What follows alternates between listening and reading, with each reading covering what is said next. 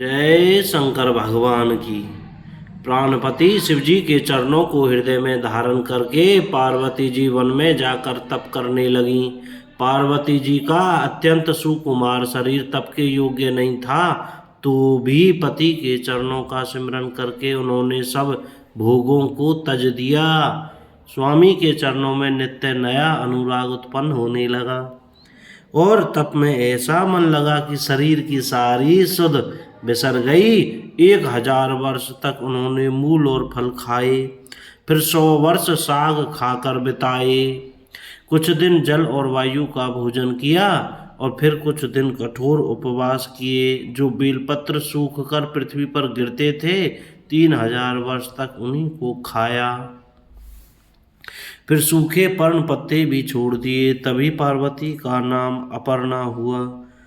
तब से उमा का शरीर छीन देखकर आकाश से गंभीर वाणी ब्रह्मवाणी हुई। हे पर्वतराज की कुमारी, सुन, तेरा मनोरथ सफल हुआ। तू अब सारे ऐसा क्लेशों को, कठिन तप को त्याग दे। अब तुझे शिव जी मिलेंगे। हे भवानी, धीर मुनि और ज्ञानी बहुत हुए हैं, पर ऐसा कठोर तप किसी ने नहीं किया। अब तू इस श्रेष्ठ ब्रह्मा की वाणी को सदा सत्य और निरंतर पवित्र जानकर अपने हृदय में धारण कर। जब तेरे पिता बुलाने को आवे तब हट छोड़कर घर चली जाना, और जब तुम्हें सप्त ऋषि मिले तब इस वाणी को ठीक समझना। इस प्रकार आकाश से कही हुई ब्रह्मा की वाणी को सुनते ही पार्वती जी प्रसन्न हो गईं और हर्ष के मारे उनका शरीर पुलकित हो गया। बोल शंकर भगवान की जय।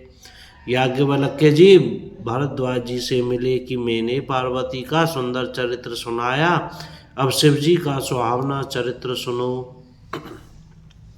जब से सती ने जाकर शरीर त्याग दिया, तब से शिव जी के मन में वैराग्य हो गया। वे सदा श्री रघुनाथ जी का नाम जपने लगे और जहाँ तहाँ श्री रामचंद्र जी के गुणों की कथाएं सुनने लगे।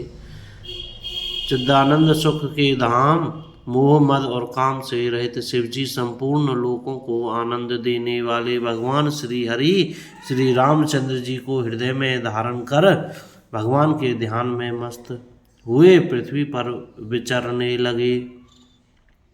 वे कहीं मुनियों को ज्ञान का उपदेश करते और कहीं श्री रामचंद्र जी के गुणों का वर्णन करते थे। यद्यपि सुजान शिव जी निष्काम हैं, तो भी वे भगवान अपने भक्त सती के वियोग के दुख से दुखी हैं।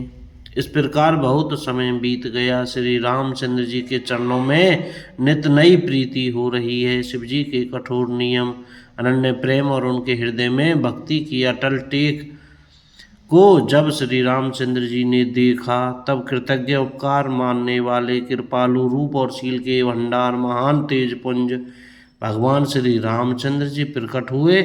उन्होंने बहुत तरह से शिव जी की सराहना की और कहा कि आपके बिना ऐसा कठिन व्रत कौन निभा सकता है।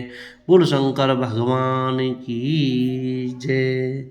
भाइयों, कोई गलती हो गई हो तो कृपया क्षमा करें, और रोजाना ऐसे ही नित्य रामायण का पाठ आप सुनते रहें तो भी कृपा होगी। बने रहें।